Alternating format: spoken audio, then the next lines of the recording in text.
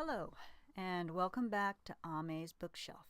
I am Teresa Garcia, also known as Amehana Arashi. And as you can see, today we are not in FaceRig. The reason for that is because while FaceRig was updating yesterday, my permissions got borked, and that's not fun because now I have to uninstall it and reinstall it on a throttled satellite internet. Not happy. But it's okay because I do have some backups, as you can see.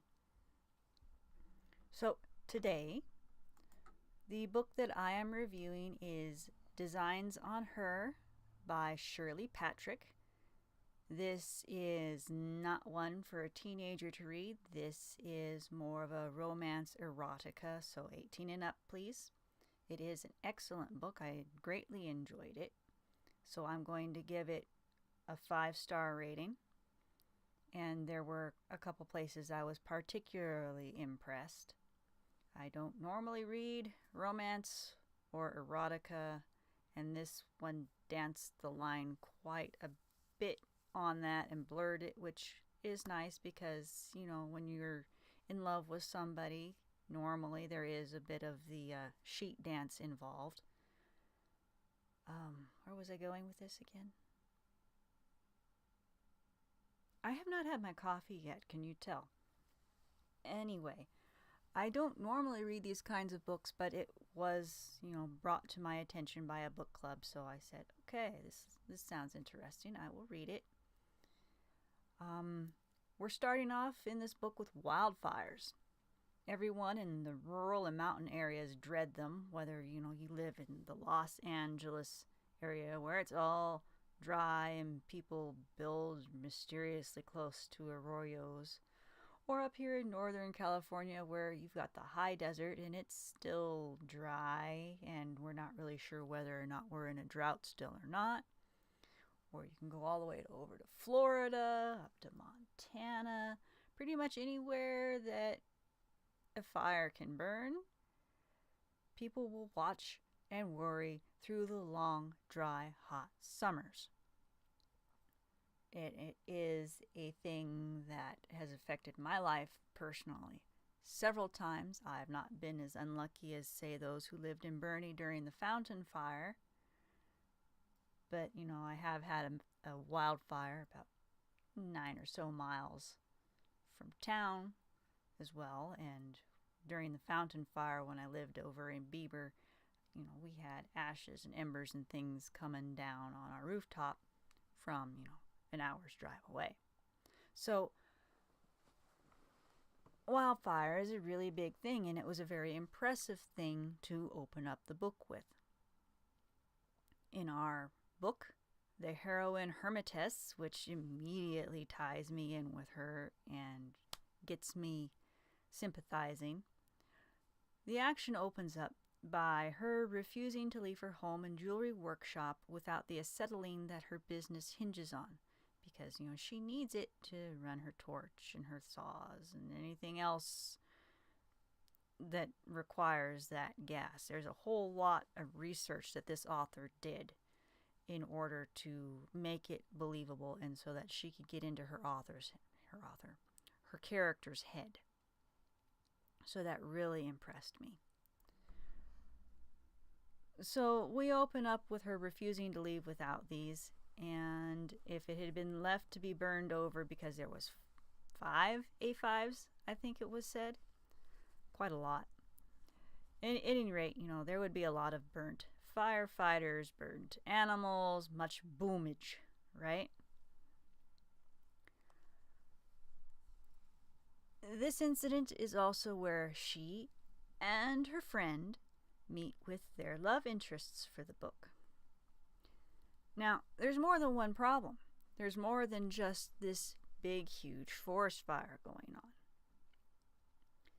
The story does center mostly around the romance and the upheaval that her having to move down into town off her nice, quiet little mountain is wreaking on Kristen and her ability to work And then, you know, she ends up buying a house in town, and it's got this gallery space, storefront area in it that so many buildings do have in some of the older small towns. And then, you know, rich newspaper man comes in and pretty much pushes her into opening up this art gallery for the whole town, which is cool. But, you know, I can really sympathize with her, as she is a fellow introvert, in not really wanting to have a gallery that she has to man, and not really being too thrilled with the idea of hiring help either. But it's interesting to see how the whole town pulls together and ends up helping her with this gallery. And then there's a rash of robberies that's going on. So the book isn't about one problem, it's about several problems, just like real life. You know how you've got this one big thing and you think, oh, this is going to be it, and then you're sideswiped by the semi-truck? This is one of those, minus the semi-truck. So it made it really believable for me and really enjoyable, because I do not like simple books. You know, simple books are okay for when, you know, you're not feeling well and you want something light. But most of the time, I want something with meat and a lot of complex problems. So this met that need for me, which is really great when it's coming out of a romance novel. I mean, you don't see that in the romance novels that I grew up with. Everything was just, you know, and then it just followed the set plot where, you know, the lady winds up in the guy's bed and, you know, lives up to the shirtless man on the... No. This has development to it, which is great, because coming from an era where romance books didn't used to have that, it really gives me hope for the genre, because, you know,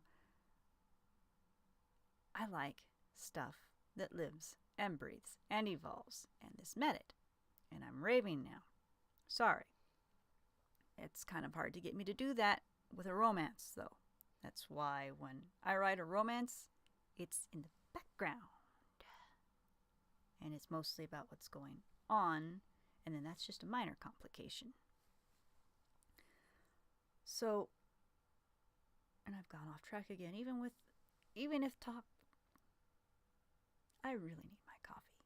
I'm just going to do this in one take. So, something that I really enjoyed about this book was the firefighters prank after the unsanctioned bonfire. I really enjoyed that prank. You are going to have to read to understand that prank. And I think that the author had to have had firsthand knowledge about how small town life works, because it just fit so well. I could see this happening back home in Bieber, here home in McLeod. You know, Lookout. Trying to think of small towns in this area, because where I'm living now, I didn't grow up in. I grew up a little bit away. But anyway, small town America, it fits really well. So it's very much like, you know, just watching what's going on here at home. So all in all, very well done. I do intend to pick up the sequel at some point in time, because I'm very curious as to how things progressed storyline-wise for Marianne and her firefighter, Trey, who were friends of Kristen and... I forgot his name, but the guy, the cop in this story. So, yes. And that is my review for this. You can find it on Amazon. You can probably find it on Barnes & Noble. I'm sure you can find it in any of the bookstores. And if you can't find it, ask for it. You know, because they're not going to stock stuff if you don't ask for it. People, you got to walk into your brick and mortar bookstores and say, I want this book, and you order it if you don't have it on the shelves. And that helps get your authors out a little bit more and well known. Alright, so I will see you in another video. I'm gonna go have some coffee finally.